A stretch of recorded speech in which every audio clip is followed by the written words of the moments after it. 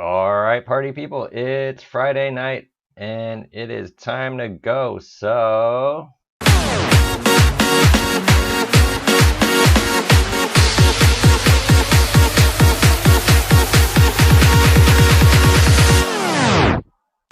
Toy Story Villain Style.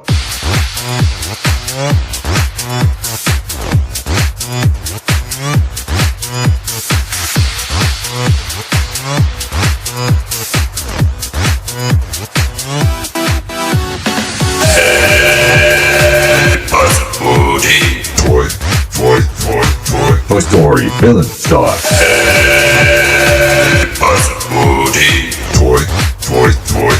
Toy Story Villain Style.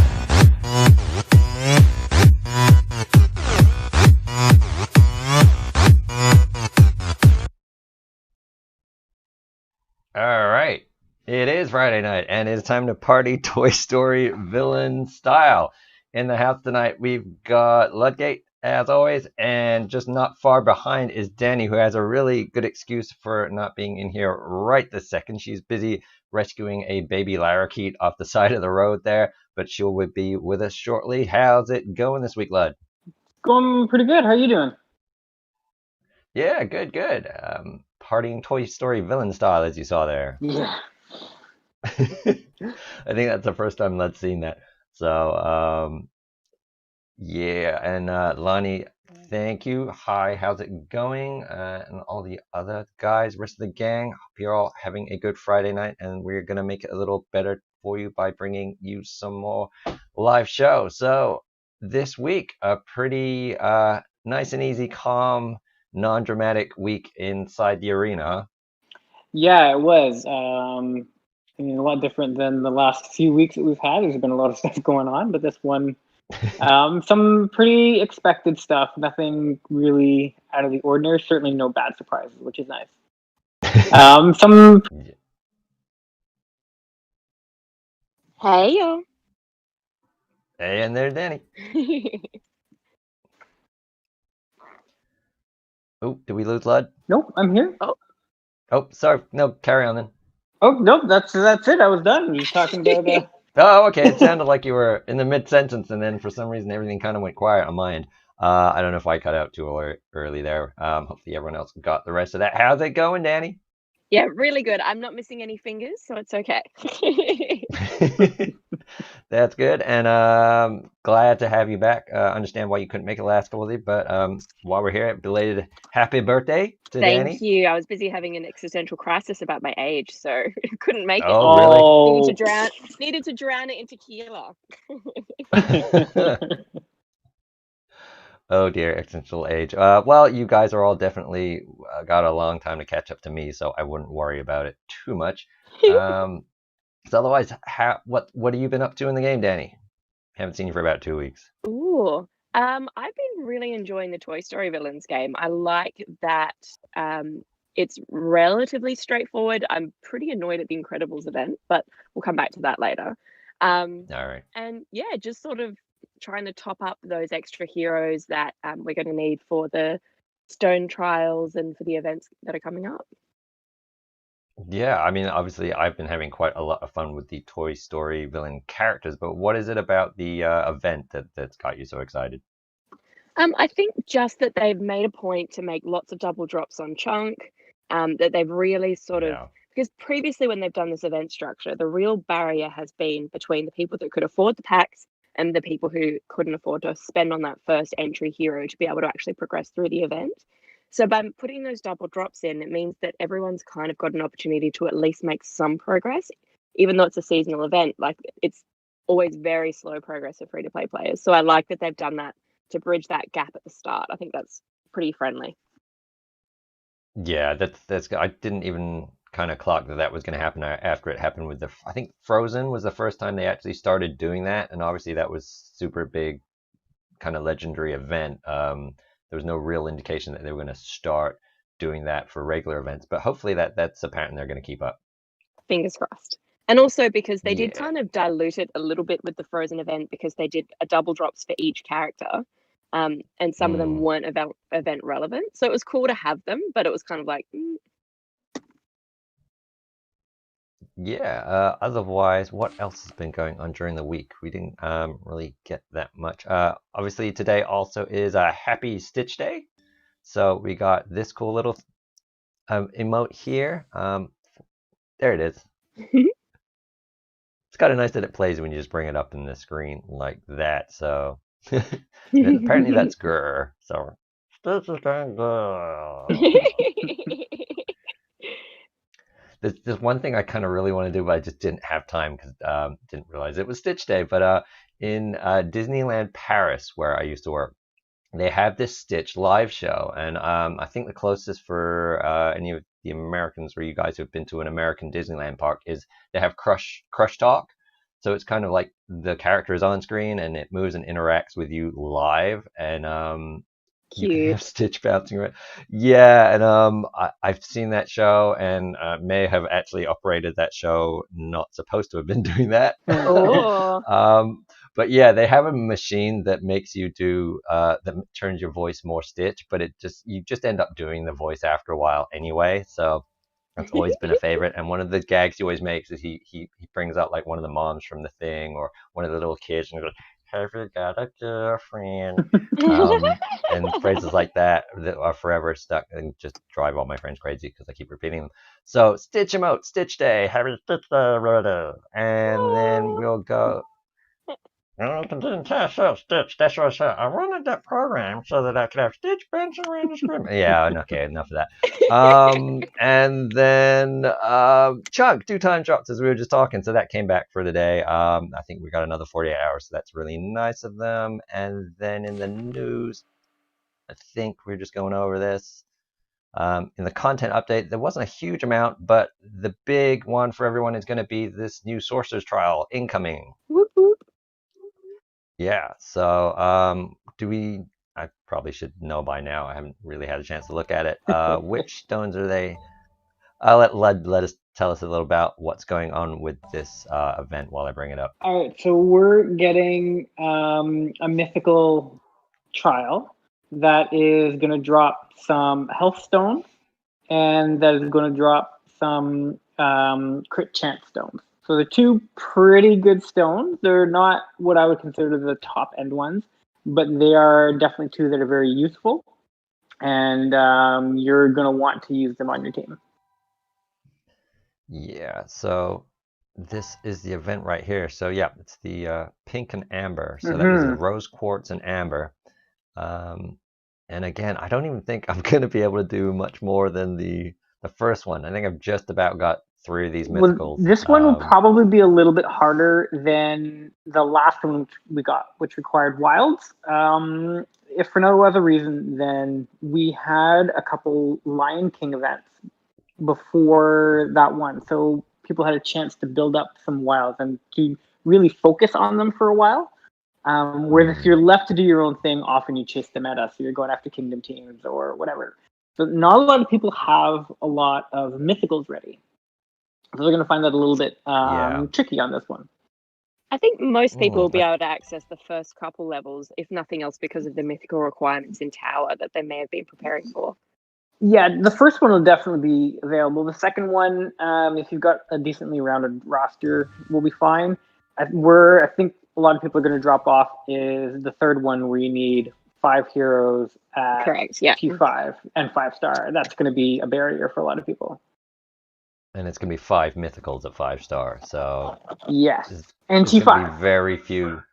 Yeah, and that's the other thing. I've noticed that what's kind of been the new kind of bar for entry into a lot of these events is now that they've added the tier requirement as well as the star requirement, which is kind of changed from how it used to be. So I'm looking at your roster here right now, and if you put like just a little bit of work into Olaf, you can access the first one, no problem.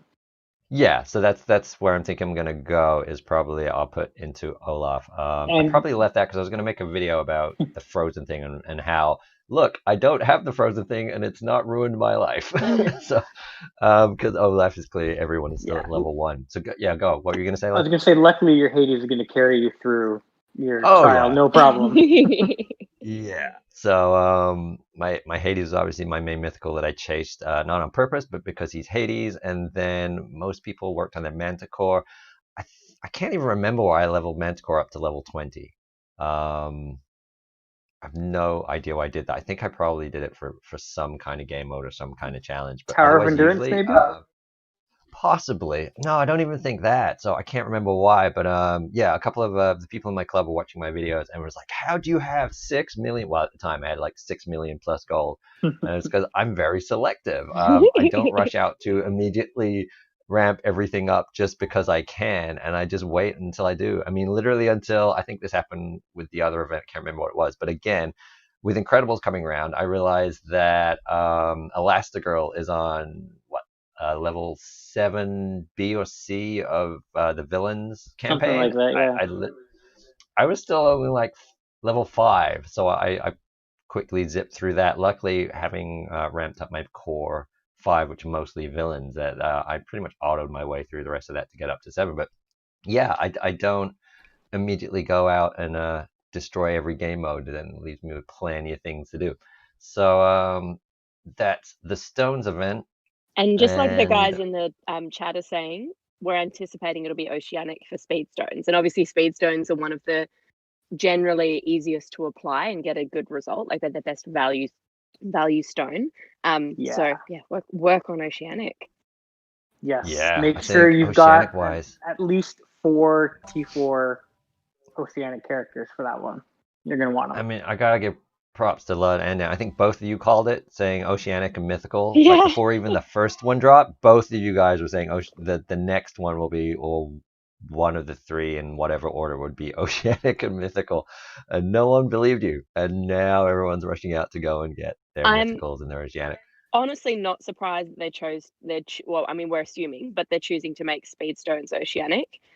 It's a pretty neglected realm in terms of, other than Sparrow, nobody's really bothering to work on any of those heroes. If you're looking at them, like Davy kind of has unknown potential because no one's really finished him proper, like as in max geared stoned, because he's up until now, like there just wasn't enough like tokens available. And then I think there's only 2 in the game, Danny. Yeah. And then Yes. Ariel, Hook, and Tinkerbell are all, well, Ariel and Hook are starter characters, so they tend to be not as strong as other ones, and Tinkerbell is just really bad. Yeah, I mean, you can see like from where I stopped that Ariel served me well right up into like the mid 50s when I switched her out for it was probably Hades. Yeah. And then just from having played for about 6 months, Club Conquest and whatnot, I managed to get Davy Jones here. And obviously Hook was a starter character, and then Jack Sparrow because he is in the club exchange. He's slowly been getting his up as well. But yeah, 5 of them. I don't even know where I got the Tinkerbell. You put all his gear on, but you haven't tiered him up. I can't. Oh, I know I geared. What? Yeah. I don't know why I did. You know what it was? It's that daily where you have to level up and add a piece of gear. So I literally just get one of these a day, and then when I get to it, I forget to actually tier them up. You're at level 60 now, so that's an optional quest for you. You don't have to complete it to get your I know you don't point. have to, but I mean, yes, it is free gold and it is free potions for those of you who actually it's got a habit now at this point. I do it every day too. She said that she feels like an Oceanic event will take place during or before the Oceanic Stone Trial, and that would be awesome if they dropped Maui or Stitch or another Oceanic character at the same time. It would honestly go a long way to making people feel less salty about the fact that Speedstone's a lot behind Oceanic, because people are going to spend on the Oceanic regardless of an event because they know the Speedstones are good.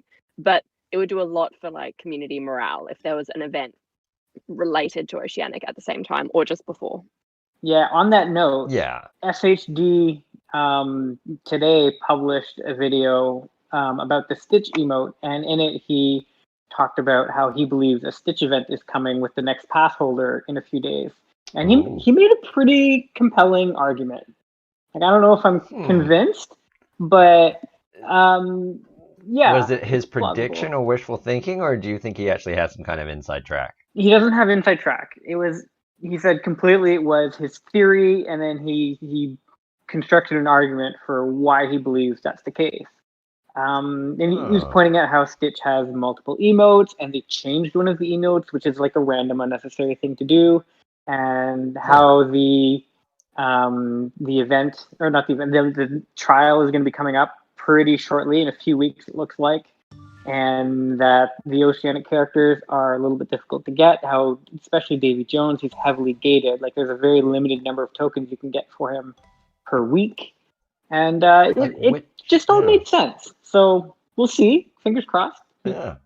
So I would love that's Stitch. a really good theory. I would dolphin for Stitch. Yeah. But yeah, which emote? How many Stitch emotes are there? I mean, I only have this one. Plus, you haven't redeemed the one from the mail. Yeah. Plus that one which I just got. There's a two. But he's the only character with two. I didn't redeem it. I didn't actually redeem it. Yeah. I'll go do that in a bit. So yeah, so there's only. So did they change this one? Yeah. So it previously just used to be the tear dripping down his face, but if you click him, you see he kind of throws his head back. Oh, now he's full on. Okay. I like it. So okay, I do. That's really cool. Stitch is yeah, the only can never get character enough that's Stitch. obsessed with coffee as I am, so I'll always love him. Yeah. Stitch. Oh, yeah. That would be amazing if there's some kind of Stitch event, and bringing in Lilo as well. That'd be cool. Yeah. Yeah. You can't really have Stitch in a game without, at this point, being there for so long, unaccessible, to not bring in Lilo when you finally are able to unlock Stitch as well. That'd be, and especially if they're doing this whole Stitch synergy has been thing. And Stitch has been in the artwork for the game since, like, as long as I can remember. Like, Elsa and Stitch were leaked in artwork, like, maybe 8, 9, 10 months ago. Like, I can't remember a time where they weren't. So it was kind of always like, when are they coming? Well, yeah, he was in the trailer before, like, at the very start of Bela, like the actual animated video trailer. He was in that, which Ursula's in that, and we haven't seen anything about Ursula yet, just as a side note. And then his character was visible on the character screen since the first day of beta as well, and his card has just been like taunting everybody since then. So I was just reading the chat. John says, "Can a Tink rework be part of the event too?" I would love a Tink rework. Buff Blood Tink is already OP enough. You don't need to give him that benefit. Shush you. And then Zan saying Wikipedia doesn't mention it, but Stitch Live was part of Interventions at Disneyland California back in 2000. Yep, it was. And then for some reason, the only place you can go see that is at Disneyland Paris, and I think that one's actually under threat from actually going out as well. So it may have already gone out. I can't remember what the status of that was, but if you did get to see it, it was an amazing show. It is primarily a kid show, but it's just so entertaining. Like it's different every time because the operator obviously interacts with different kids and different people every time. There is a certain amount of set script to it, but it's just we'll go see it 2-3 times a visit just because it's just so much fun and we love Stitch. That's so cool. Yeah, I mean, like I said, if I can somehow get my hands on it, I could. It would take forever to rebuild, but basically, what I could get a 3D model of Stitch and then just map him to a controller, and then I could basically I'll try and reproduce it for you here without getting sued by Disney. Might just have to do that offline. Well, that's like non-Disney related, but when I was at what's Shrek? Warner Brothers? No. What's Shrek? DreamWorks. Yeah. Thank you. Yeah. But the donkey from Shrek was an animated robot puppet controlled by somebody like that, and he told me he loved me, and that'll forever be one of my favorite memories. Aww. Yeah, because they did that with Olaf as well. At one point, they had the mechanical Olaf. So yeah, lots of great animatronics and interactive stuff. But yeah, that Stitch one is that's just the best. And side note, part of the reason as well why we believe Oceanic will be next is because someone in their data mining did find an image that had speedstones over Davy Jones, so that seemed to correlate. Right. So yeah, but at this point, with the amount of times you guys have been correct, I don't think it's gonna be any surprise if it is gonna be Oceanic. So let's see. So yeah, we got rather interesting top 10. Well, it's not top 10. It's again, we've gone with another top 5, which Lud came up with this week. It was related somehow. I was going to tie it in, but oh, there you go. It's about speed stones. Fancy that. Except with the big red X, it's characters who have a better option than a speed stone. And I have no idea what the reasonings were behind this list. I just know what the list is and put it together. So this is going to be very interesting for me. And I'm sure, Danny, I would assume you guys have had this conversation. Yes. So let's go ahead and find out exactly why. Oh, and Danny, you weren't here last week. I don't know if you caught the show, but we had a little issue with Die Maker actually knew a whole bunch of trivia questions because we happened to pick, well, we didn't pick because it was Toy Story week. So we did Toy Story questions, and guess which movie his kids watch incessantly on a loop, apparently. Definitely Finding Nemo, based on the context of this conversation. Yeah. Yes. So, yeah, it was insane. And he was actually beating Lonnie to the punch some places, Whoa, and they got nobody into a bit of a beats war. Lonnie. Yeah. Yeah, this is what I'm saying. It was a bit kind of bizarre world that and then not even, I barely got saying the question out of my mouth, and he'd answered it. It was like, whoa, where did that come from? And some I thought were really obscure. So this week when I drop in the questions, they're going to appear down here on the stage, and I'm not going to read them out until we had to limit Di and Lud to actually having to type in the answers as well. I don't know if you have the ability to type, but I think as a way to slow you guys down, I'm gonna put them right here on the stage in text, and you guys will see them, which means that Lud and Danny should also only be able to see them, and I'll only read them out when I see them come up on the YouTube feed, which is, I think, the delay that everyone is dealing with. So hopefully that'll work a little better. I dropped what they call the latency on the video, which meant that the delay should be less, but I'm looking at the live compared to the feed, and it does still seem to be quite bad. So that's the kind of format we're going to attempt to throw in the quiz questions this week. So Sounds good. without further ado, let's move on to number 1. Well, no, number 5, because we're going backwards. Number 5 on the list, but the first one we're looking at is Hades. So I'll hand it over to Lud and Danny. All right. So Hades is already the second fastest character in the game, and he's gonna go near the beginning of your turn order, even if there's kingdom characters in there, and even if there's a dash and super boosted Kristoff. And the reason for me that you want to give him an attack stone is since he's already going near the beginning and he does so much damage with his AoEs, he's going to benefit a lot more from the attack stone than people who have weaker attacks. So you're getting an even stronger AoE attack off early, and it just gives you that much more of an edge in the fight. 100%. And I've also seen people with an offense stone on Hades manage to proc their own spells before anyone else gets a chance, just based off the additional damage from Hades. Yeah. Plus the fact that obviously that then boosts, like he already gets the speed boost, like the turn meter boost from when he drops to low health anyway. So imagine him getting that speed boost, but also having increased damage on his like counter and on like Lud said, on all of his AoEs. Like it just makes him so hard to deal with. Yeah.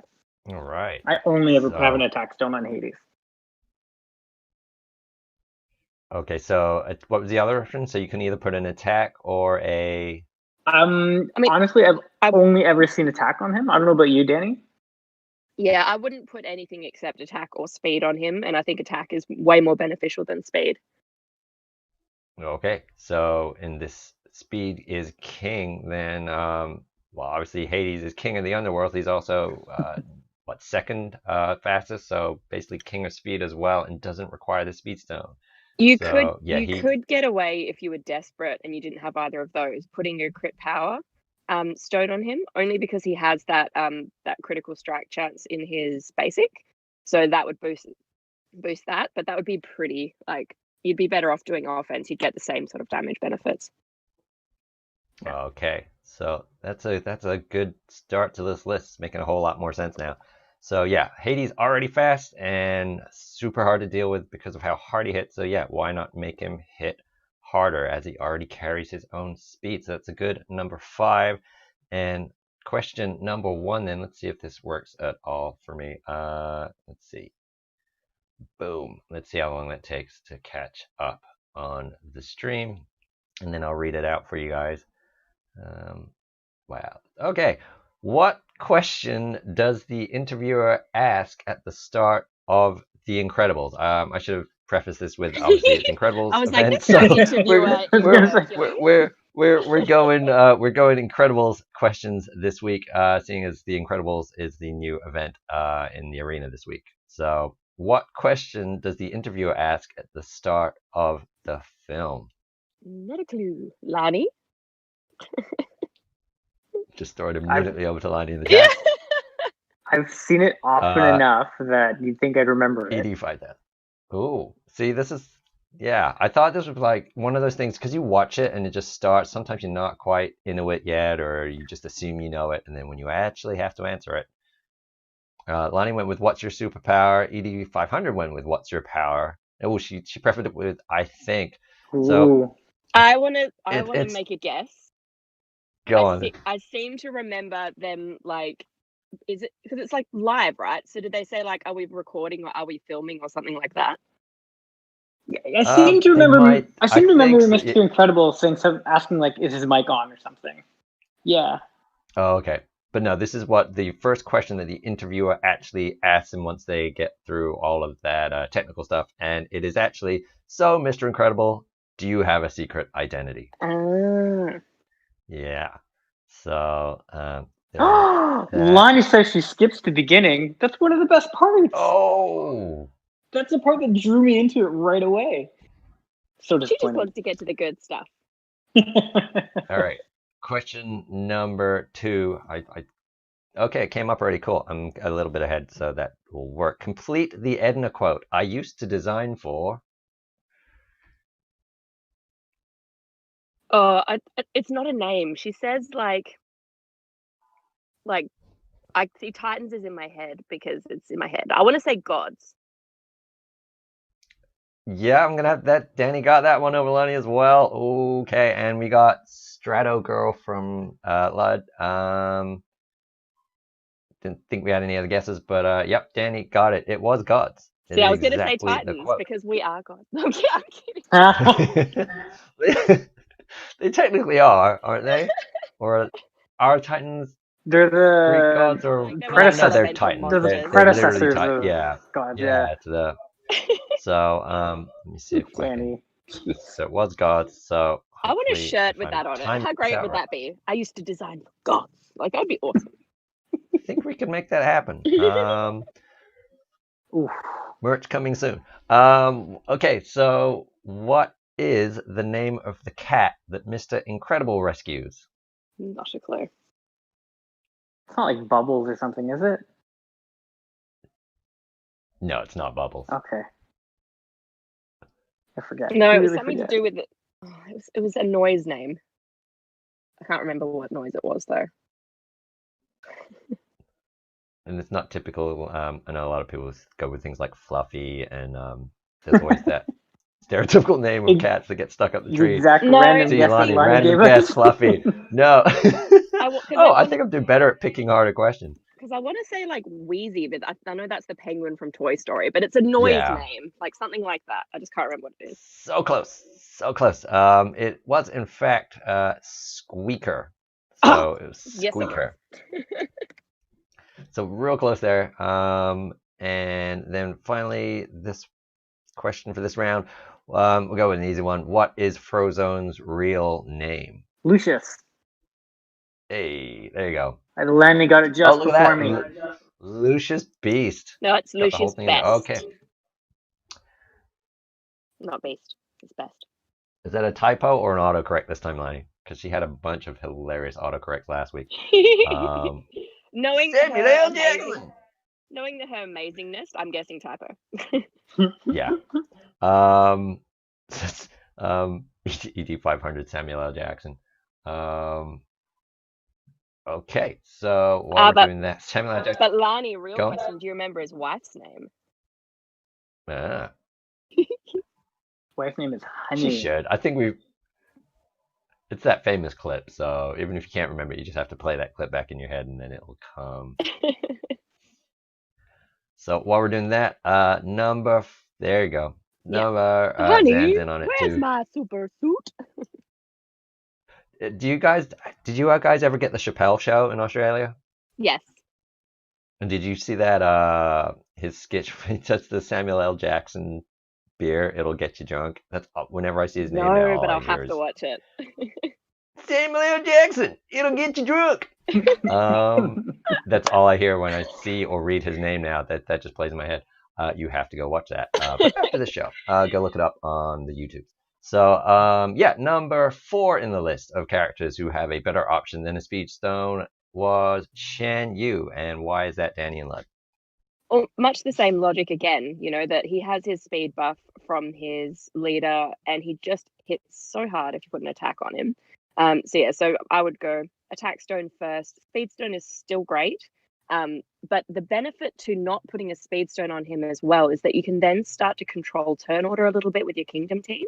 So I like to have a speed stone on Aladdin and Mickey, and then an offense on Shan Yu, because then I know I can get all of that AoE damage from like the carpet and from whirlpool, so that I can actually end up finishing off a hero with Shan Yu's headbutt before they've even had a turn.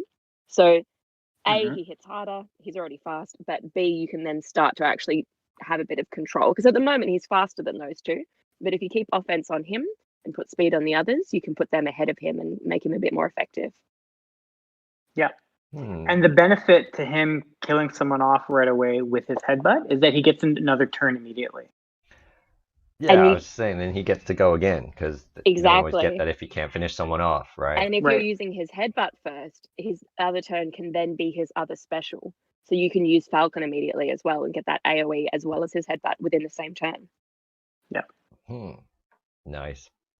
So again, it's just more about pure damage, which is kind of what I always went with to counteract speed, was before stones anyway, was just pure damage, just to try and compensate. So that definitely holds up here once you add the stones. So that's an attack stone as well.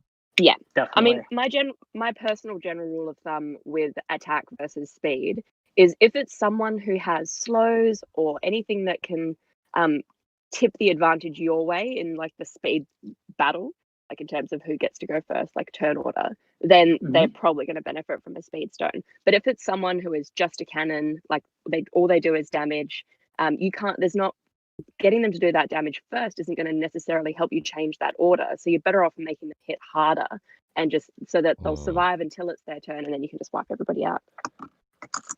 Yep. That said, Makes total sense. that he's also a good candidate for a crit chance stone, because he does reduce turn meter every time he lands a crit. You put the crit chance on there, more chances that he reduces someone's turn meter. Oh, does it proc enough where it's a noticeable difference? It'll actually change the tide of a match? Yeah. It's 40% reduction in turn meter. It's huge. Like if you had if you had a spare of each stone, go the attack stone. But if you had a choice of 2 heroes, one that was good with attack, and then you also had the crit power, go crit power on Shan Yu and put the attack elsewhere, because he's still great with it. Crit chance, not crit power. Sorry, thank you, crit chance. I always get them mixed up. Me too, don't worry. The orange one. Whenever I say anything, I mean the orange one, because the purple one is useless and you should not put it on anybody unless you absolutely have to. 100% agree. Which one's the purple one? The purple one is crit power. Oh, crit power. And it gives but I always get them mixed up. Yeah, the crit power one gives the same benefit as an attack stone. So you're always better off giving an attack stone, because you'll get the added benefit on non-crit attacks as well. Exactly. All right. So real good option for an attack or a crit chance there with Shan Yu at number 4. And then next round, I guess this would be round 2. Which, hang on, did it come up? And okay, the stream suddenly just decided to be a bit quicker for me, which is great. So which Pixar movie features someone reading a Mr. Incredible comic? Ooh. I'm going to do a random guess and say Toy Story. I'm going to say Up. It is neither of those two. Ah! So I'm terrible Narrative at this today. chat. throw it over to the chat. Come on, Lonnie. You can do it. If Lani doesn't Dan's get it, pretty I'm good going at to do this another too. guess. Well, you can still keep on guessing. Let's just name all of the Pixar movies. First one to name it all. No, I think ED500 just got it in there. It is, in fact, Finding Nemo. Really? It would Okay, I probably, wouldn't have guessed that. yeah.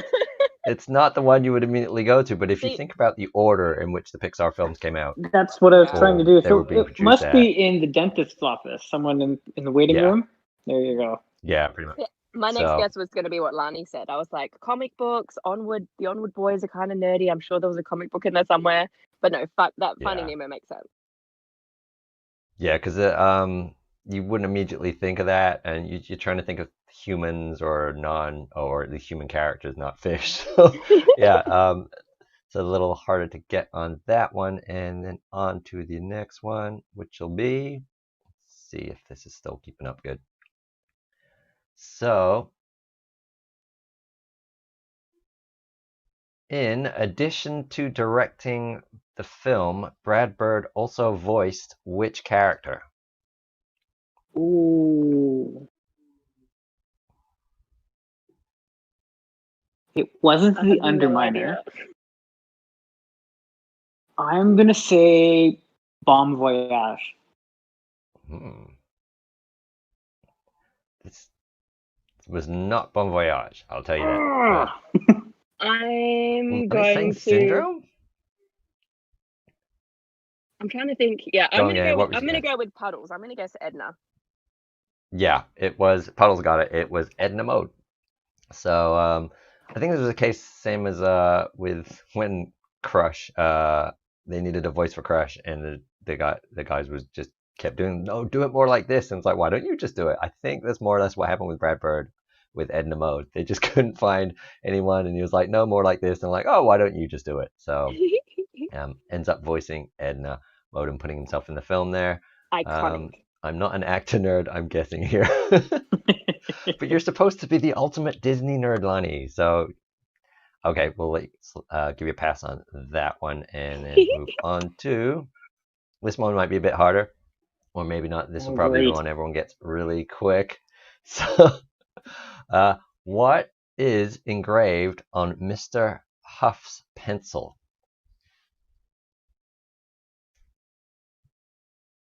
Something to do with. It says something Bob. No, I don't know. I can't remember. Also, who is Mr. Huff? He's That's his the boss. teacher that. Isn't Who's it? the Yeah, boss? that's Mr. Incredible's boss. Oh, I thought it was the teacher. What's the It's the boss teacher's of the name? company. Yeah, I remember when the pencil scene happened. Like he goes in and he accidentally knocks one of the pencils out of water and then has to like fix it. I can't remember what said it on it though. Yeah. Lonnie is guessing company name. Nope. Brett Gilbert is his name. I wasn't aware that he had a first name. I just always thought they referred to him as Mr. Huff. But no, we'll give it a few more seconds in the chat. Otherwise, you can very clearly see it when he goes to sharpen the pencil in the pencil sharpening machine, and it says, "Your life is in our hands," which would make sense for an insurance company, and is quite apt for the film as well. Such a Simpsons reference. Don't forget you're stuck here forever or whatever the sign says. It says do it. Oh yeah, It and says then do it for her, Danny. just do It it says for her. do it for That's one of her. the Now it does, but only once he put the pictures on it. That's what makes That's it one sweet. of the best endings. That may be one of my favorite endings of a Simpsons episode, and that was really early on in the run as well. They stopped doing little things like that. Yeah. Oh, What's this, Puddles Puddles? went to I a went to conference and got the pencil. That's really cool. Oh, awesome! So you should have got that one. All right. He probably just doesn't know where it is, or he probably, if it was sitting right there on your desk as a prized possession, Puddles, you probably would have got that. So what are we doing? We are moving on to number 3 in the list, which, speaking of the Incredibles, we got an Incredibles in the list, and it is Dash at number 3. So what do we need to know about Dash being, apart from being super quick anyway? It's gonna be a kind of similar to Hades and Shen Yu. Dash is going to go first. Almost always, unless someone's putting a speed stone on a character that probably doesn't need a speed stone. And by virtue of going first, and the fact that you're probably either using him with a full Incredibles team, in which case he's going to get those extra crits from Elastigirl's leadership, or the fact that you might be using him in Frozen Dash, in which case he's probably going to get a crit up from Kristoff. Then if he does all those crits at the beginning, he's going to go second or like really quickly after that as well. So you put an attack stone on him, and he can just like devastate your team before like 7 people out of the 10 actually get a chance to do anything. Exactly. And by that same note as well, like, yes, go again, as we said before, go attack or go speed. But if you have neither of those available, crit chance is probably not a bad one as well, just to buff up his charges. Yeah, that would depend on your team setup, because I don't think it's a guaranteed crit chance if you're using a full Incredibles team. So having a crit chance thrown on him kind of push him up close to 100%. If you're doing the Frozen Dash though and getting the guaranteed crit from Kristoff, and you don't have an attack stone, that might be one of the few times you might actually want to use a crit power stone if you have one lying around, which we will. The way that the trials are set up, we are going to end up with that stone. That might be one of the few places you actually want to use it, but it's very niche at that point. Yeah. Right, and this is just assuming that you are running a Frozen team with Dash. Exactly. And that's the thing, like a lot of our recommendations are based on common builds, but there are situations where like other stones will work well, but they just get more and more niche. Yeah, so we'll see if it gets niche more as we go up the list. Anything? So basically, so far the advice is obviously if the character is fast enough, then attack or crit is probably going to be your most useful stones to put on these guys. Basically. All right. So and speaking of Dash, why don't we go for a Dash question? So, what is Dash's middle name?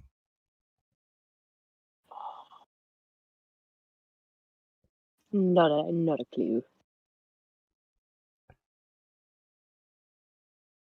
One of the parents says it at one point in the Absolutely movie. no idea.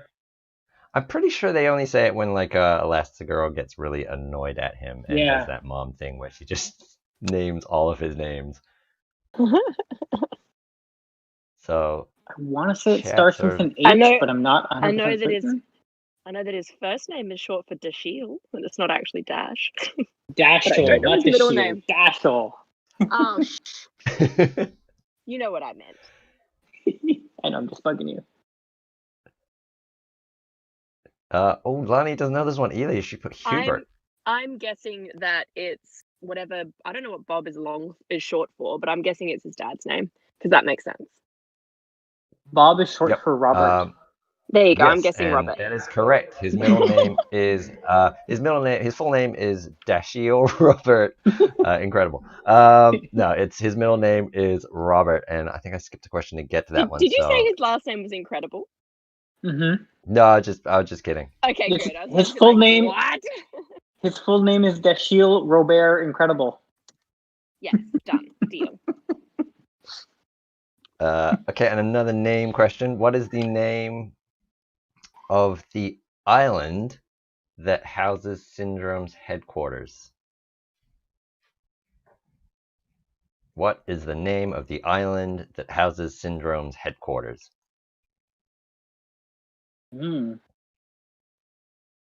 It's not Jurassic Park. Don't know. Put Jurassic Park puddles. I'm pretty sure the island in Jurassic Park was like Isla Nublar or something. But I don't care what it's called. I'm going to rename it Incrediboyance. Oh. Incrediboyance. God. Oh dear. And Is Lonnie just giving up? What is that string of emojis? Or is she That's laughing at the laugh and Jurassic Park?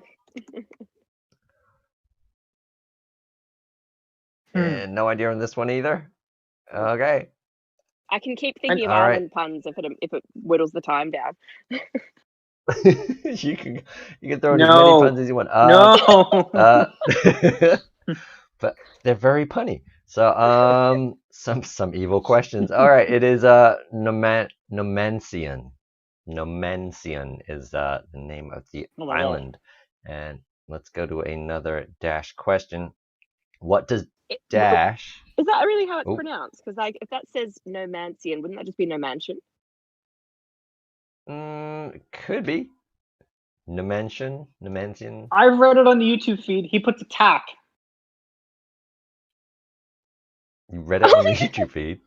I'm No, allowed he's to jumped answer. I over- saw it he's on the jumped to YouTube the- feed. Did I accidentally jump to the? You did, You and I did. saw it Oh. on the YouTube screen. I'm allowed to answer. It was attack. And Lonnie got it as well. Yep, that was the question. What does Dash put on chair? I was And like, a yeah, bunch of we people know got we it. put an attack on Dash. We already talked about that. Like, move on, lad. So we competing for the worst kind of joke category this week. So Yeah, but I'm all on right, point. Mhm. Fair enough. That one's pretty sharp. What? Yeah, we got it, Danny. Don't worry.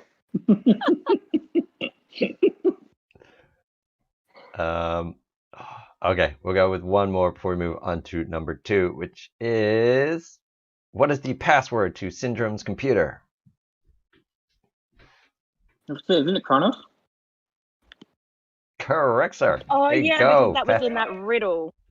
Mm-hmm. Mhm. Isn't the riddle where everyone That thought it was going to be a Hercules event? I got so excited for Hercules. I was sold. I was ready. Hercules? Don't you mean Huncules? We'll put the gliding gladiator. Hercules. Yep, we definitely gonna have to get this karaoke stream going at some point.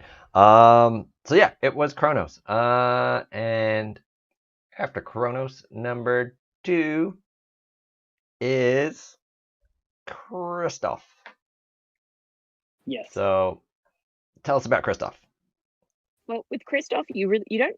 He's one of the few characters you really would not want to put a speedstone on, because all the speedstone would do is mean that he uses up his taunts quicker. He would benefit from, and he's also one of the few heroes that would benefit from a defense stone over a health stone. So normally, like, way that you would choose between health and defense is that health has the larger number metric, and because they're both the same percentage, like obviously you're going to gain significantly more health by getting 15% of their health stat than 15% of their much smaller defense amount. Like I think we worked out with Manticore, for example, that the amount you get from the health stone, you'd have to receive 45 hits before you got the same benefit from a defense stone. However, Kristoff has the defense metric built in, so for him, he's way better off getting a defense stone over a health. Yeah, because he has defense up already, so then that kind of compounds it. And he auto heals when people die, including summon things like trolls and cauldron and whatnot. So adding all that together, he's a good candidate for defense stone. All right. So have you actually seen anyone putting a speedstone on Kristoff, or? Yes. I have. And is it annoying, or does it just not make that much difference? It really doesn't make that much difference. No, so definitely a better option than Yeah, putting a speedstone on if Kristoff. you're using him on a full frozen team, he's going first anyway. Yeah, You don't need and a even if speedstone you on him. aren't, like he just to have that slight benefit of him going 1 or 2 turns earlier, and then it doesn't make any difference from there, because you're just losing that benefit throughout the course of the game because he's coming up more often. So you're using up his like defense. So realistically, it balances out in a negative. Like like it doesn't. What a waste of a speedstone. Mm-hmm. Yeah, put that Definitely. speedstone on like Elsa or Ada. Oh yeah. So that's frozen balance of Kristoff not needing a speed stone at all, and Lonnie's gone off to get dinner again. So did she carry on playing last time? I don't remember. Or I was don't she think so. I think she was cooking or something. She was doing something that was distracting her from being able to type, which is why she got all those funny typos. Let's find out if she is or isn't. So let's go with, what is Mirage's real first name? You revealed the answer. You're showing the answer. Oh, darn it. I Kristen did not Stewart. put a space in between. Oh well, it was never real. That was a trick question, so we'll move on. I did not put a space in between that one. Okay. What is the name of the new villain that shows up at the end of the film? It's the Underminer. Yeah, you said it earlier, so I figured you would know that straight away. And then, hey Nathan, Nathan's a little behind. Isn't the password Kronos? Yeah, we had that. If you just came in a little later there, Nathan, that question was up on screen for a while. The cool thing with the Underminer is it's voiced by John Ratzenberger, who has a role in every Pixar film. Yep. Oh, that's They literally cool. just decide. Yeah, they put him in literally every single Pixar film. Yeah. John Ratzenberger has to have some kind of cameo where he has at least one random throwaway They're line. trying to stand him. Sometimes it's a cameo. Sometimes he has like a pretty decent role. Like he played Mac in the Cars franchise. Oh yeah, like he'll either have a big role, but minimum he gets a cameo with at least one line. Yeah, he was because in Monsters Inc. he's the abominable snowman. Yeah. Yeah. So there's lots of nice little roles in there for him. Nathan, yeah, I just joined.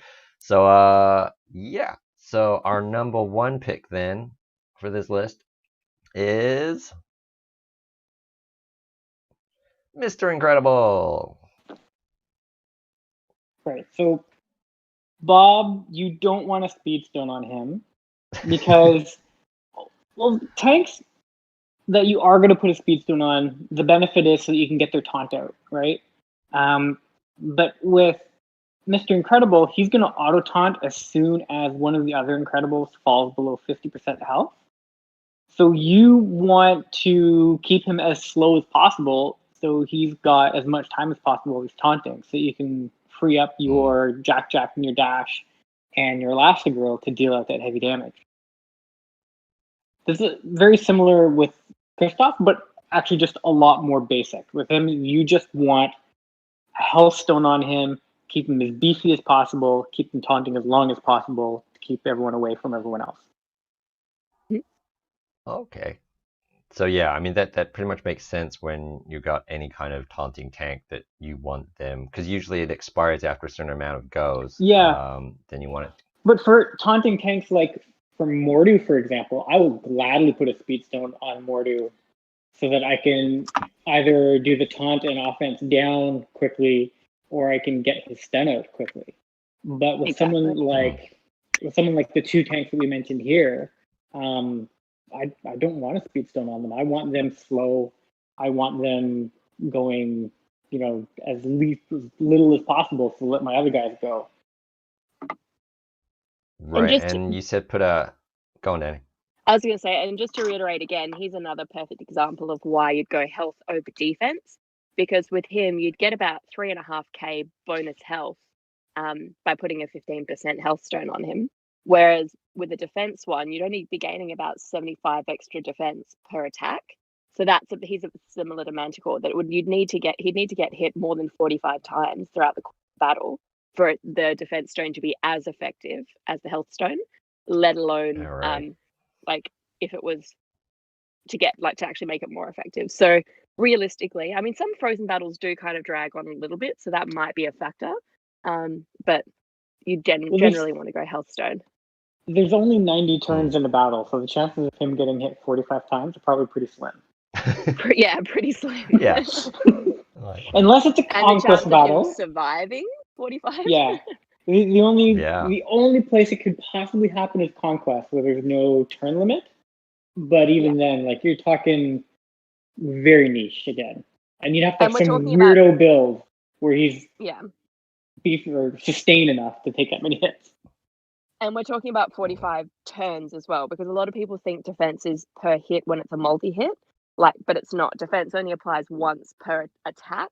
So even someone like Dash or Mickey's Brooms, you're not getting defense per hit. You're getting the defense once, and then the remaining hits hit for full. Yeah.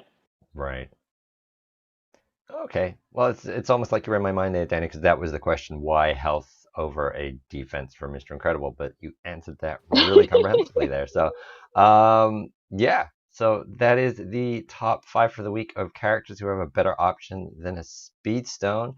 And if you're watching the playback on this and you got some time during the week, let us know down below in the comments if you agree or disagree with any of these, or if you have any other options of characters you think might be better off without a Speed Stone, or any other stone for that matter, because I think stones are still very new for everyone, apart from the betas.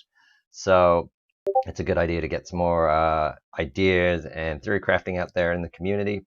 And just we will wrap this up. honorable mentions to other heroes who benefit from the defense over the health is Simba, All right. obviously, with his like the 4% bonus defense per health, and Kronk as well. So those are just a couple of heroes that, if you're tossing up between defense and health, will benefit from defense over health.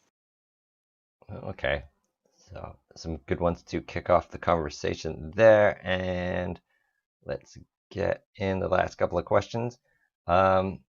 Brad Bird, the director, directed another Pixar film apart from The Incredibles. What was that film?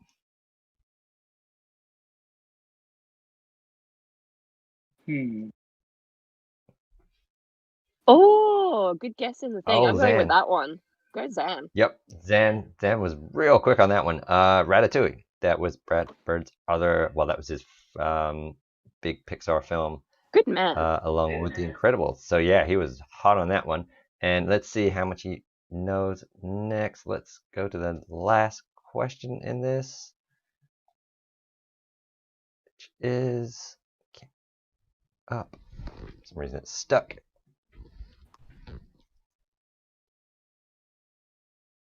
We need the Jeopardy music. Do, do, do, Do actually have that here somewhere on a soundboard. What was the short film that played before The Incredibles? Can't seem to frame that up right. There you go. What was the short film that played before The Incredibles? I really don't know. The first one or Incredibles 2? Because I know The Incredibles 2. No, the first one. Ah, damn it. What was the second one? The second one was that really cute dumpling one, Bao, where they where she eats her kid. So Nathan thought that as well, but Dan got it again. It was Bounding. So which one's that one? Zan, for the birds, puddles for the birds. Bounding was, I can't actually remember now. That's okay. I'll Google it later. Okay. Was that the weird one with the llama-looking thing? Yeah, it was. It was the llama and the sheep. Gotcha. Was it actually a llama? I think it's meant to be a deer of some sort. I don't know. I don't remember it very well. Yeah, well, I'm pretty sure that's available on YouTube, and it is a short, so be quite short if you want to go check that out later. So there we go. So there you go. Interesting top 5 this week from Let's for that. It's a really interesting subject to go on, and we'll see if we come up with more of those for you guys in the next few shows. And those were the questions. I'm surprised that there were a lot of the questions no one actually got, especially Lonnie as well. I thought some of them were reasonably easy. I found them hard this week. Yeah. I thought you were a pretty big Incredibles fan, though, right? I thought so. Apparently not. Yeah, I mean, I get these from various different Disney sites and whatever, and a lot of the time they give them the title of the ultimate quiz or the hardest quiz in the world, and it seems like it lived up to its name this time, because every other week they've been fairly easy apparently until now. So good stuff there.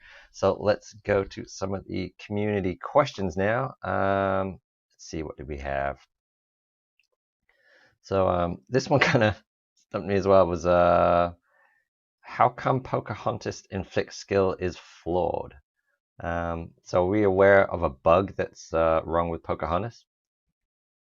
Yes. So Pocahontas with her Colors of the Wind special, it is supposed to cleanse a status effect from every teammate and then apply them to target opponent and do bonus damage for every status effect applied. Um, it's getting the bonus damage, but it is not actually applying the negative status effects. So yeah, so I guess to answer the question of why is it flawed, it's just a It bug. broke. It's there are unfortunately some bugs in the game. That is one of them. They're trying to fix them. They fixed some in the latest update. They can't fix them all every single update, and I suspect that they're prioritizing the ones that are either easiest and or more prevalent in the current gameplay. So Because that's the thing, Pocahontas is not commonly used, which is why the No, bug is it's only recently kind of even been discovered in the first place, because nobody really uses her for it to be a major issue. But one thing that I do have to say on like in defense of Blue is that previously they've kind of been a bit quiet about fixing bugs. And I think it's because they're worried that by saying we fixed a bug, there'd be community outrage that there was a bug in the first place, because a lot of people aren't necessarily aware of bugs, and then they just quietly fix them. Like a perfect example was Jack Sparrow had a bug with his gear where he was only getting 6% evasion because it wasn't flying correctly, which not a lot of people were aware of, but they just quietly fixed it, and now he's back to 17% evasion, and they never put it in the patch notes and they never mentioned it. But we happened to notice it because I was like, oh shit, his sorry, excuse language. Oh wow, his evasion has jumped up like triple. But we've been giving them the feedback of please be more transparent with these bug fixes. Like, you are fixing bugs constantly, but people aren't aware of them and they think you're not actually bothering to listen to feedback or making any improvements on these. So just be more transparent with what you're actually fixing, even if people aren't aware there was a problem in the first place, because it makes you look a lot better. And in the last patch notes, they were quite specific in putting which bugs they fixed in the patch notes, which I really appreciated. Yeah, I mean, any kind of game like this that is constantly rolling out and is kind of ever evolving and not a stable release of like a game that you buy off the shelf, and even those aren't great. Yeah, you're always going to get stuff that creeps in, and it's always so random what actually breaks a game. So yeah, Pocahontas might not have been bugged, but like something they released or a new character they released, it could just come in, and they're obviously not going to test for bugs that weren't bugs before, that they don't know that some chain reaction of thing is going to cause it. So a lot of that is always due to community feedback or whatever it is. But yeah, 100%. it's really yeah, And it's very difficult to keep track of something like that. And it's things as well, like until we're actually playing them and notice them, or until they can see it on their end, like it's how would they have any idea? Like Lud and I were testing last night for me with Genie, and realized that if you have your Genie like charms and attacks you, it actually pulls the opponent's Genie's dupes to attack as well, because technically you're all on the same team. Now, I don't think that's intended, because obviously you're one charmed genie attacking your team. You don't want it to get hit with the other three genies that are on the other team. But because Genie wasn't meta until sort of recently, but when would you have a scenario where you have someone with a genie on each team and also having a charm to be able to know that would even happen? So there's lots of there's lots of bugs in the game, but it's only because there's such a variety of heroes and so many possible combinations that it'd be impossible to test for everything. The genies assisting each other too is a recent update as well, and so that wouldn't have happened before that. Exactly. Last Aladdin event. So yeah, we're still finding new stuff, and every time they change something, there's the possibility that some new bugs creep up, right? So we just got to find them, tell them about them, and then when they get around to them, they'll fix it. Just they can't do them all at the same time. Just people and need what to Nathan understand said, he's absolutely right that there are games that existed for months and that haven't been fixed. I'm sorry, bugs that have existed for months and haven't been fixed. I honestly think that there are some that in terms of the amount of manpower that it would take to address them, they would probably do a cost benefit analysis of, okay, if it takes us this much labor to fix this bug, but it's only having such a minor impact on the game. If I were in their shoes, I'd be putting things off and prioritizing fixes or newer content over like spending that much manpower on fixing bugs that may or may not have huge game impacts. So as much as players, you want to see the game be perfect and see these things getting fixed. Like, unless we know how to code it ourselves, like there's not like it's hard to judge whether or not it's actually even worth fixing or if it's worth investing that time into. Yeah, and like we said, chain reactions of things happen on a game that goes out through servers like this that isn't a fixed state.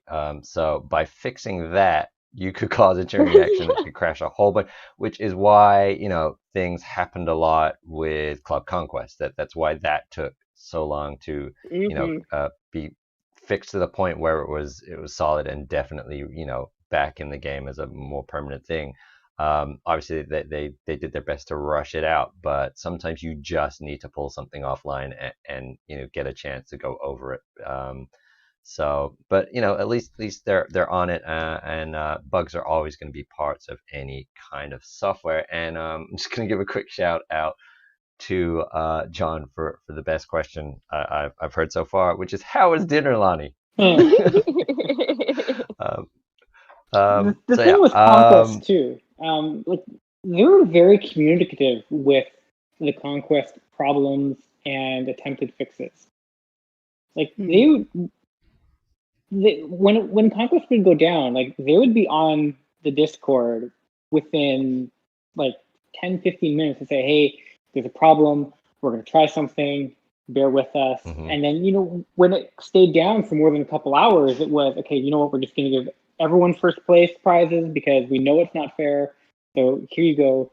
But they still got a ton of negative feedback from the community, and I do wonder if that did damage that relationship some.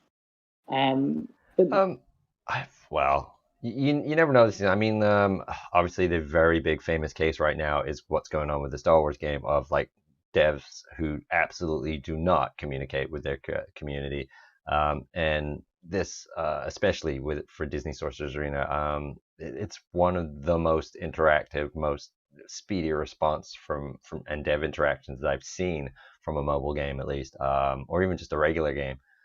So yeah, like I said, the negativity is going to come from people who aren't aware of things like the Discord or how much they actually do. They're just going to fire off emails and whatever. But no, it's Glue have been very good from what I can see with this game so far. I think so. Can't really knock them for that, because it could be so much worse. Their level of engagement is very, very high, so we have to give them full credit for that. And just before we move on from bugs as well, on the community Discord, we maintain a list of the bugs that we know in a read-only channel. So just if there's anything that you're curious about, you just want to see if there are any bugs around a hero that you're leveling, or if you're seeing something weird happen and you want to know if it's happening to everybody, please feel free to check that channel out. Yeah, and right next to that channel is a bugs and glitches channel where we can discuss bugs, and you can point out bugs to us, and if you're not sure, we can investigate them, or if you are sure, list it there and we'll add it to the list. Yeah, so it's a really good point. That is a very useful channel. Thanks, Lonnie. And that was Danny's idea. Yeah, it's an excellent channel to have, especially when a lot of the community come through there. And I was going to say also, Zan mentioned the drop tin effect, but that llama-looking thing from Bounding is apparently a North American jackalope. So. Oh yeah. Can you eat a jackalope? What's a jackalope? I'm pretty sure you can eat most things. Is it a real? It looks like anything. I thought jackalopes were mythical. There you go. Don't know you can't eat it because it's not real.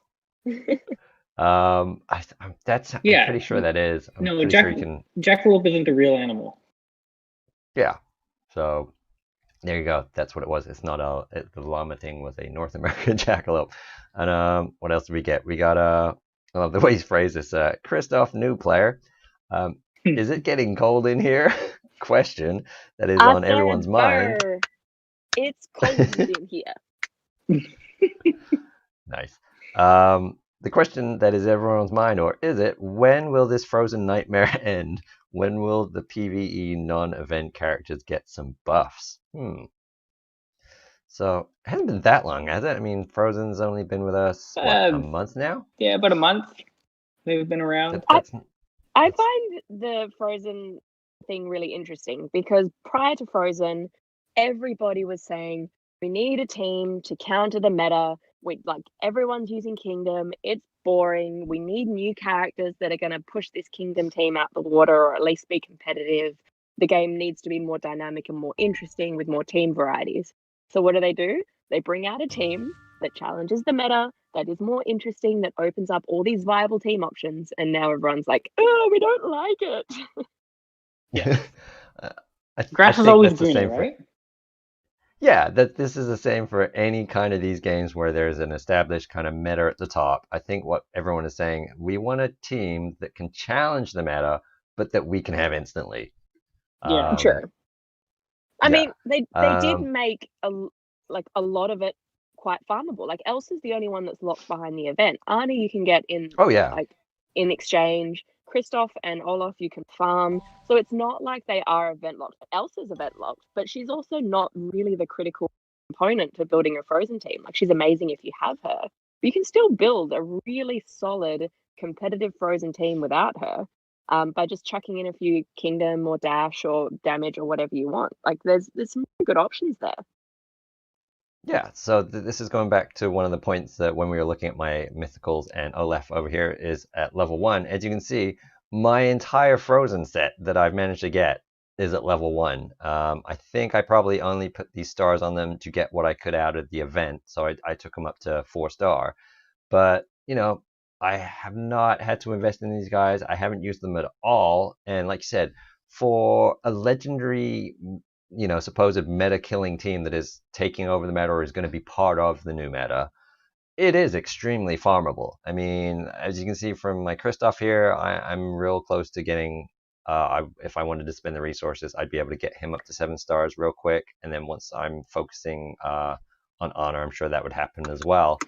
But life's gone on. I'm still competitive in my PvP and my TS, and I haven't even touched these Frozen guys. So, play your level, enjoy it for what it is. You'll get there. With all these other events, it's obviously proving to be a thing to have a diverse roster so you can play and have activities to do in the game. If you're going, I mean, obviously whales want a whale, they're going to get them straight away. But for everyone else who wants to play and then complain about there's nothing left to do in the game because you just went and got everything so quick, no, it's fine. You don't have to have Frozen. You don't. Exactly. Kingdom will still hold up. There's so many different tactics and stuff that are coming in.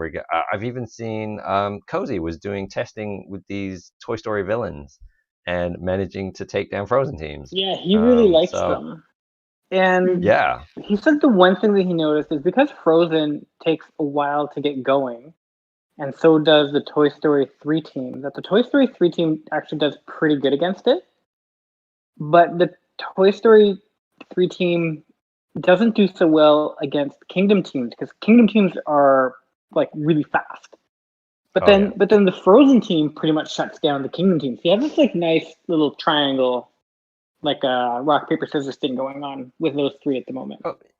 According to his that's perfect. Yeah. Yeah. To have 3 different teams that can all kind of, within a cycle battle each other. That's a diverse meta. And they're accessible. Yeah, well, they're somewhat accessible. My concern with that whole thing of how long it takes to actually gear up a hero, that building a whole new team, like you're looking at a 6-month investment.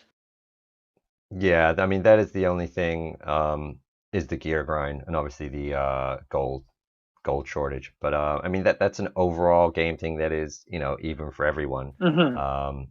And that's one thing I found. I guess demotivating is probably the best word for it. With how many events have been happening recently, like prior to global, we wouldn't have overlapping events or even back-to-back events. There was always a break between them, and part of that was because they were trying to slow content. So they didn't want to progress betas too fast and just wanted to be able to test things out on us. So it was a slow build anyway. But having so many events just constantly overlapping, I don't know if anybody else feels it, but I just find it very hard that I can't focus on one farm for very long, because there's always, okay, well, now I've got to switch my farm to this hero to try and utilize this event. And then, oh no, now I've got to go back to this one. And I just don't feel like I'm getting time to finish or prepare anything to the extent that I would normally have in beta. I 100% agree, Danny. And that's actually the reason why I didn't go hard on the Toy Story 3 characters, the reason I didn't go hard on the Frozen characters. Just like, I have these other projects that I want to finish and bring them to a usable level. And I'd rather have 2 heroes that I can swap in tournament and arena than have 10 heroes that I can't really do much with. I can use them in Conquest, but like I haven't done anything new with my tournament team in those 2 months because of that. So yeah, I think you're going a little bit more broad, and that's great because you're getting some like variety and stuff.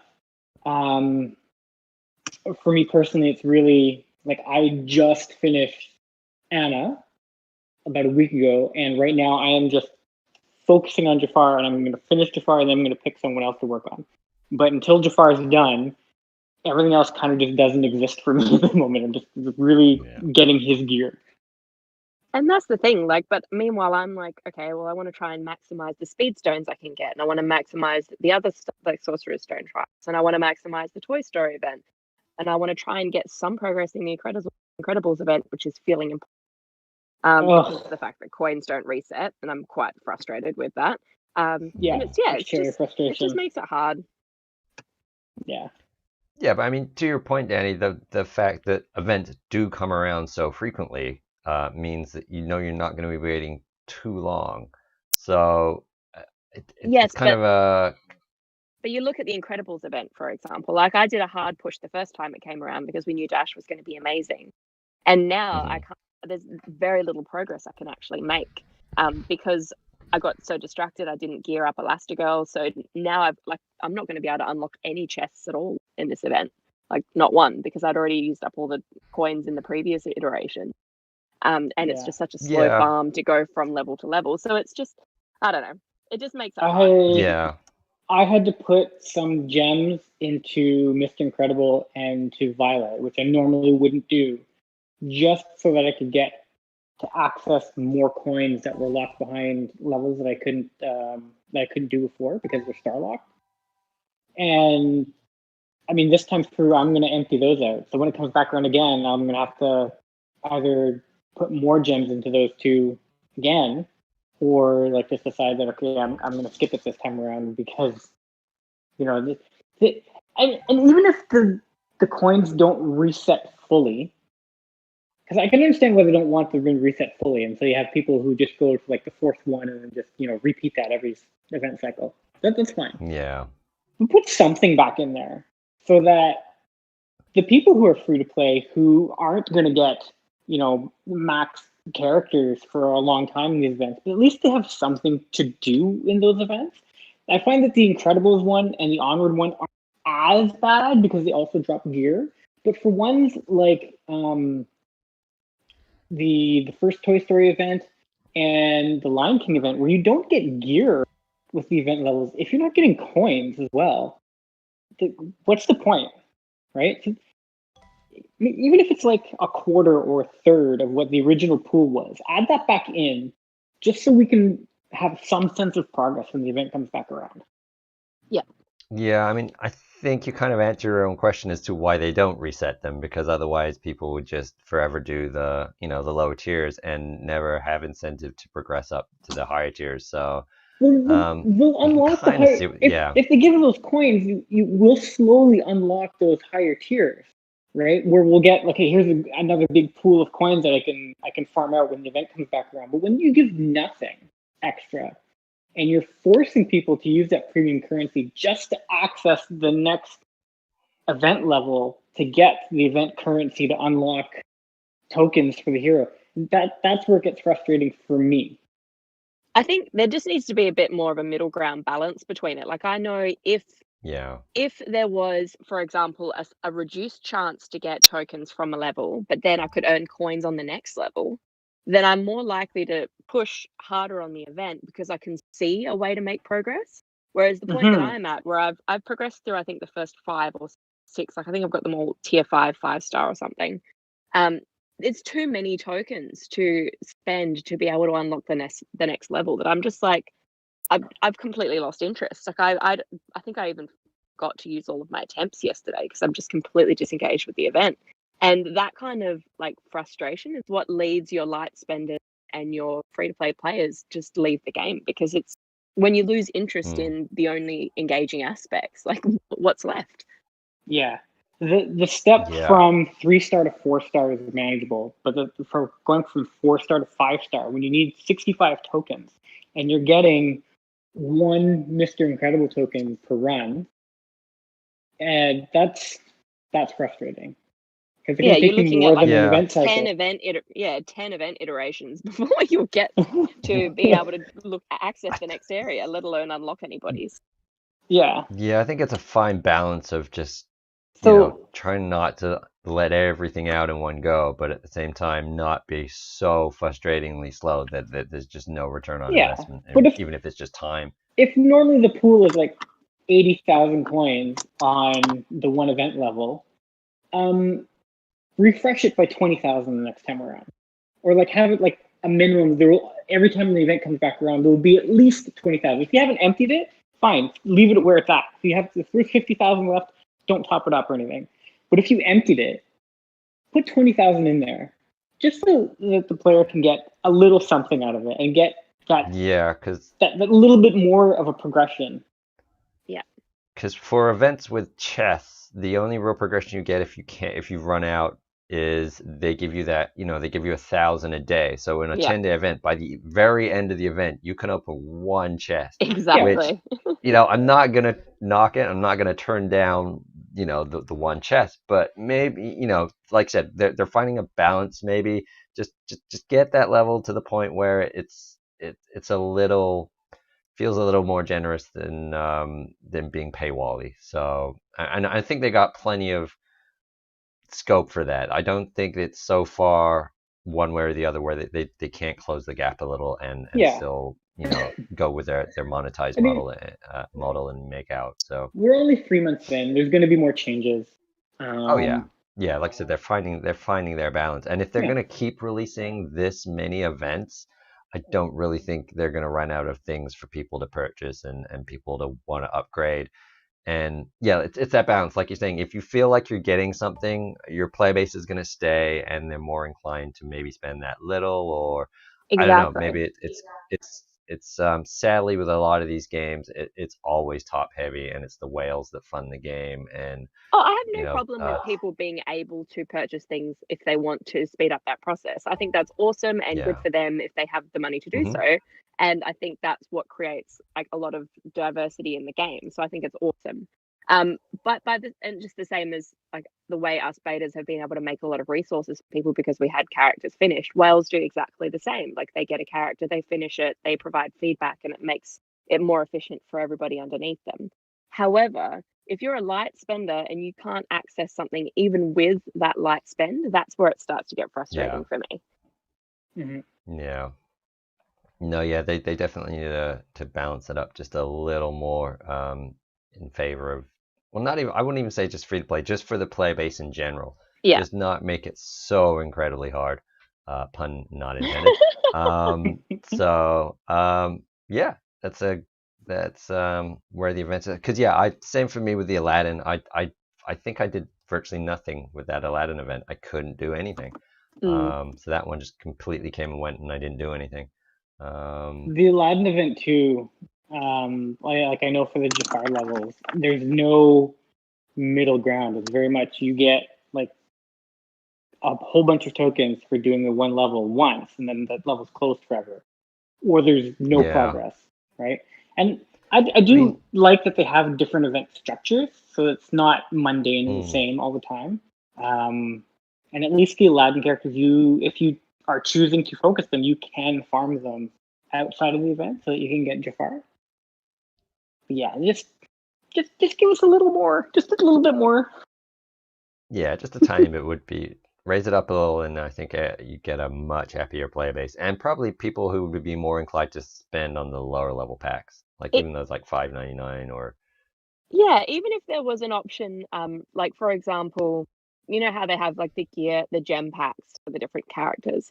Even if they made a like gem option where you pay a gem amount at the start and you get a daily currency through the event so that you get a number of guaranteed chests as you progress. Like something like that hmm, would be an opportunity for people to spend that premium currency, but still be engaging daily with the event. And I just think, yeah, I think yeah.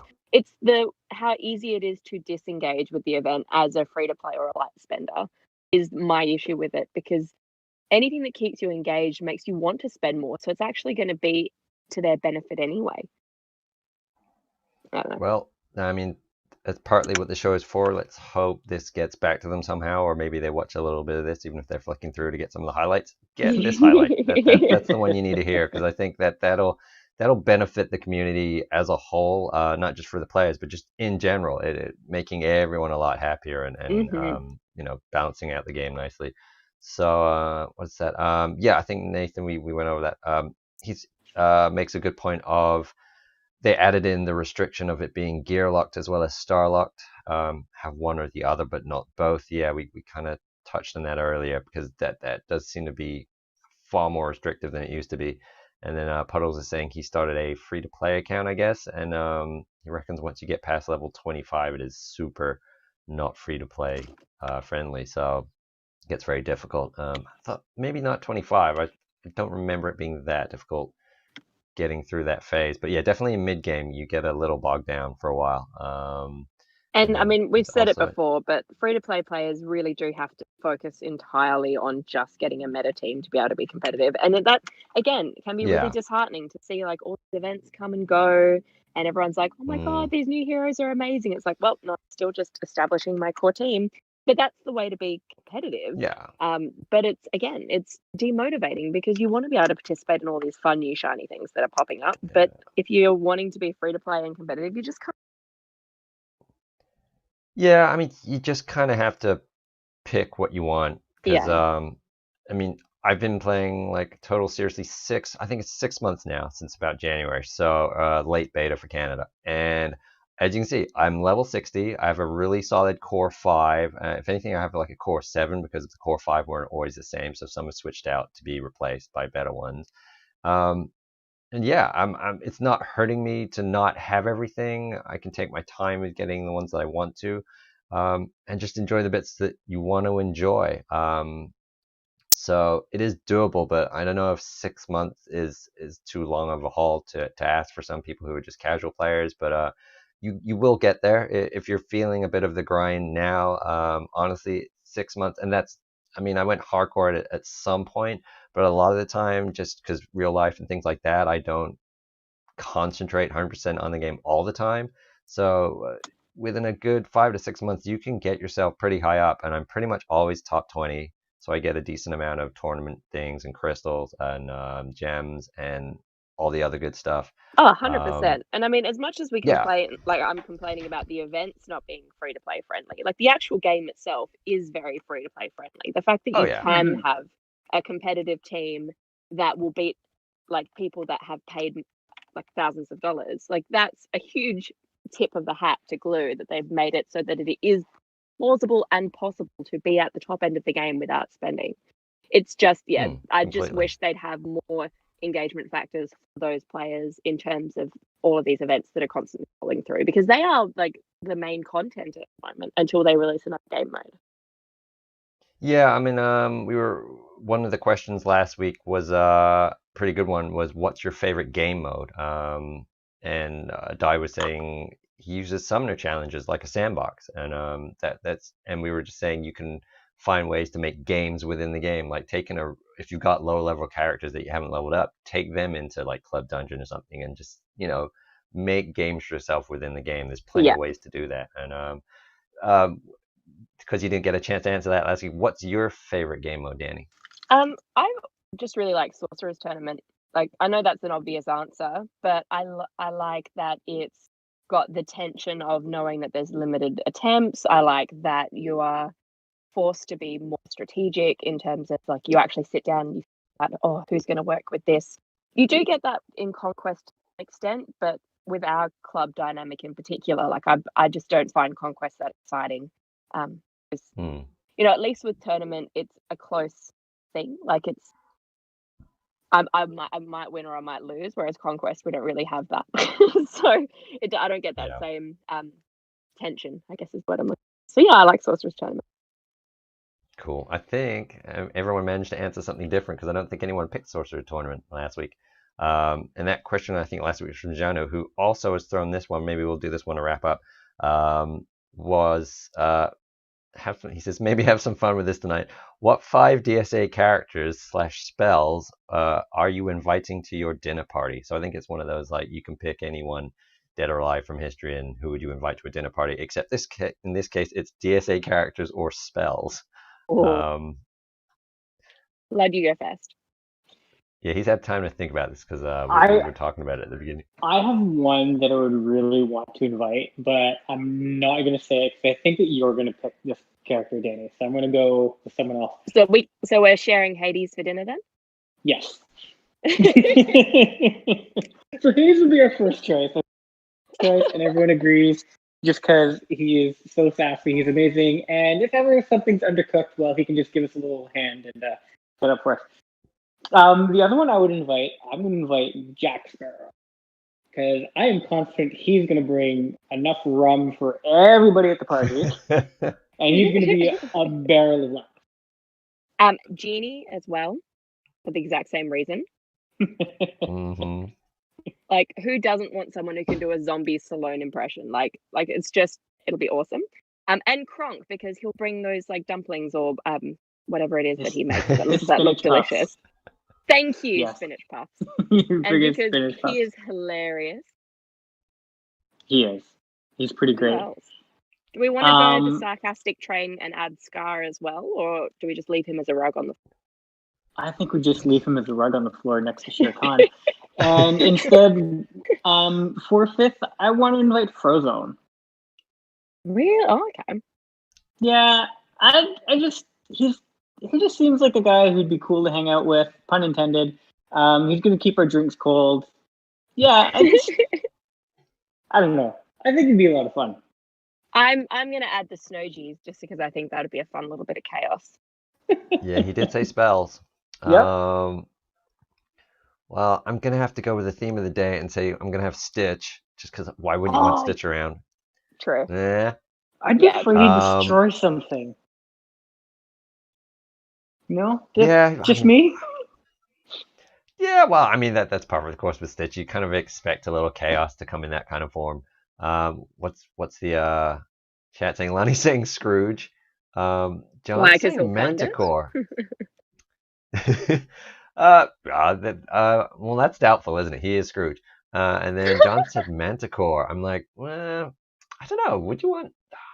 I kind of feel like Manticore was kind of underexplored. I want to say there's a bunch of cutscenes that we didn't get to see in that movie that had Manticore in them. And then Conjuring Cauldron would be interesting. Oh yeah, good pick because the chat's going spells. They're way ahead of us on this one. I don't know. Dumbo for the peanuts. Nah. I mean, Iago could be entertaining. True. Yeah, I mean, if we're going for cute, fun little things to have around, you got to invite the Claw and the aliens. Yep. The Claw. Yeah, oh, that's it. I've got my 5 there. So I'm going Stitch, aliens, Duke Kaboom. Totally going Duke Kaboom. I love Keanu Reeves, but Duke Kaboom was annoying as a character. Oh, you didn't like him? No, I was just like the endless. I mean, he was hilarious, but can you imagine trying to be friends with him? Like, well, I mean, it depends. If it's the Duke Kaboom from Toy Story 4 that is all damaged and all weird in the brain with PTSD, then maybe not. But Duke Kaboom as a general, all Canadian hero, gotta have him. And then I'm going Ducky and Bunny as well. Can't go wrong with Canadian. They were pretty funny. Yeah. We were at Epcot and we went to the steakhouse on the Canadian Pavilion for Canada Day, and I was wearing full on Duke Kaboom. There's there's a picture of that somewhere of me standing over a very, very large Canadian steak. Um, I have to fish that at some point. So yeah, Yeah. did you guys get five or Yeah, so we had Hades, Sparrow, Genie. Who else was it? Frozone, and there was one more. Kronk. That's right. That was our pipe. Yeah. Yeah. Oh, yeah. I think Lonnie's a bit jealous of that steak. Yeah, they literally import. I'm really proud of this because it's my home province. They import triple A Canadian steak from Calgary. Oh yeah. It's a $65 filet mignon, but it is insane. It's worth and that's $65 US. Oh my God. Wow. Yeah, I guess it would be. That's wow. It's all I can say is that if you have anything that gets you a discount at Disney, that helps. But totally worth it. Worth every single penny. When they do the food festival at Epcot, they do the food stalls out in the pavilion, and you can get a taster, and that is $8, and it's literally like a Wow. bite-sized thing. But yeah, that is an amazing steak, and also the ribeye. I highly recommend, and it's one of the signature premium restaurants there at Disney Epcot. It is totally worth going. Come on down to the Canadian Pavilion. All are welcome. When I go to Epcot, I don't spend a lot of time in the Canadian Pacific because to me it's all familiar. I go see the other countries.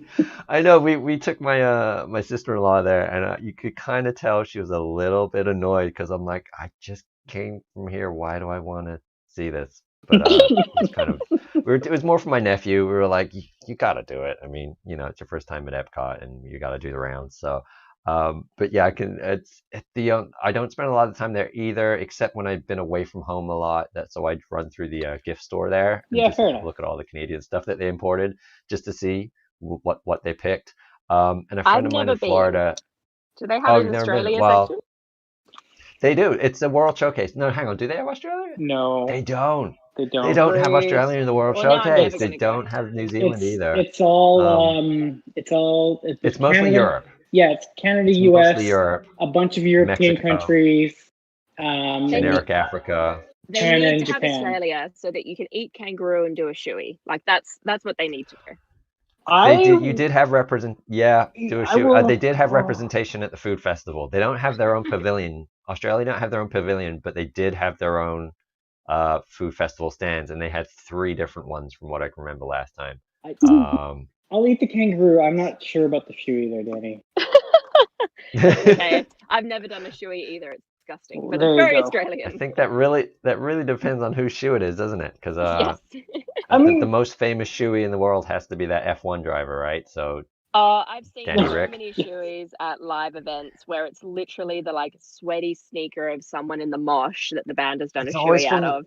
oh It's like, no. Otherwise, it's at sports events, and like if Danny Ricks, he's been in a hot car for 2 hours, and then people do shoeys out of his thing on the podium. I'm like, maybe the worst one to do it out of. I mean, if you're gonna give me a new shoe out of the box, maybe.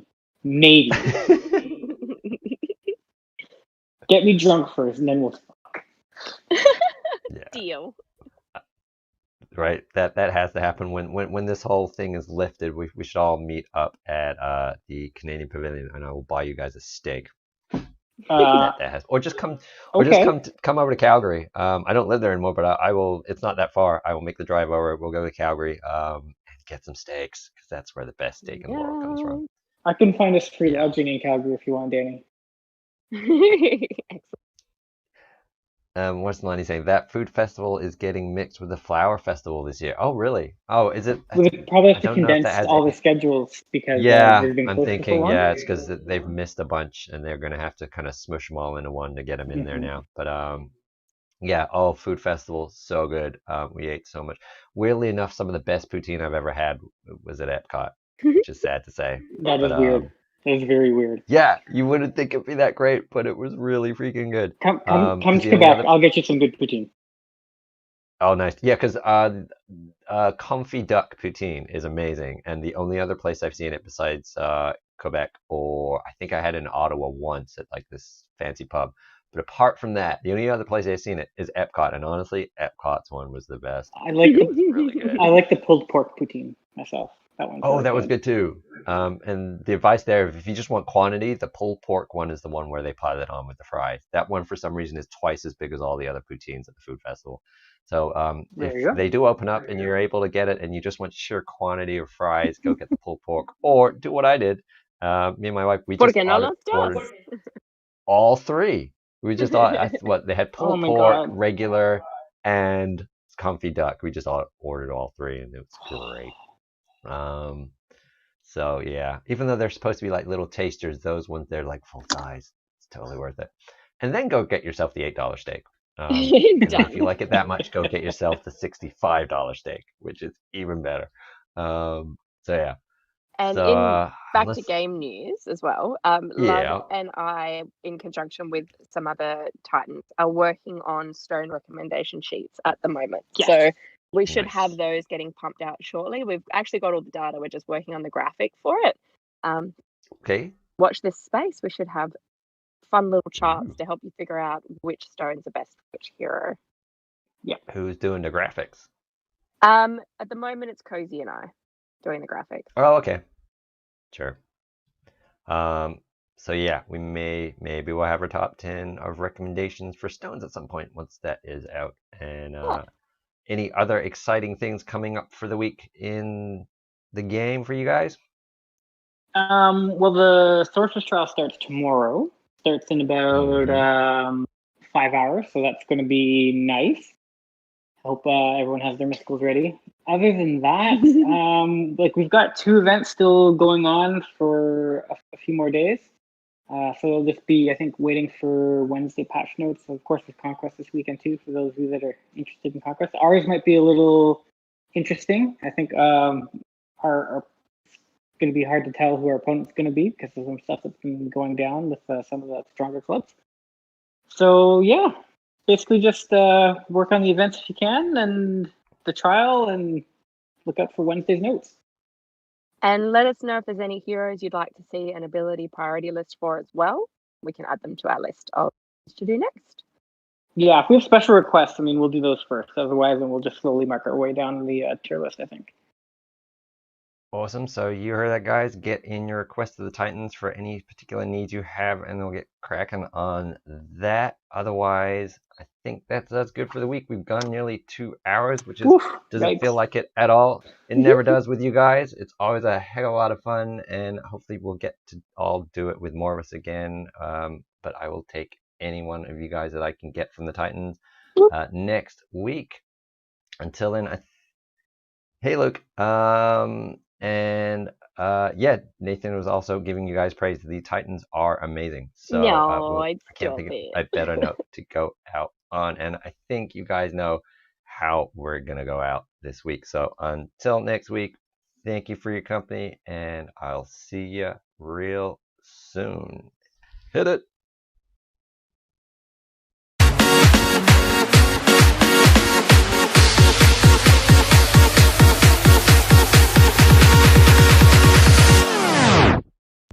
Toy Story Villain Start.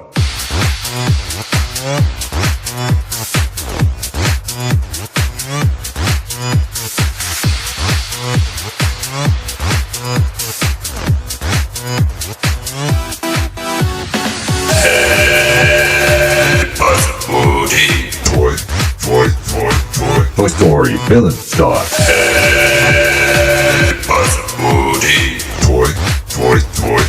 Toy Story Villain Start.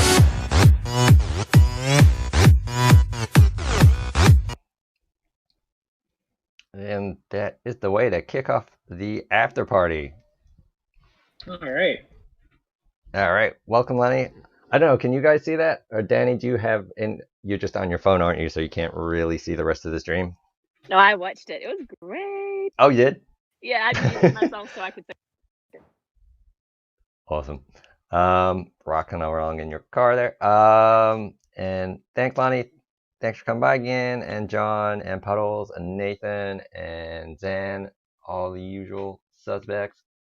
I miss anyone? John as well. ED500. Janu for the questions. I'm sure he's there as well. Hopefully with his wife as well. The lovely Will was lurking along as well, which was fantastic. Oh yeah, he was, wasn't he? Yep.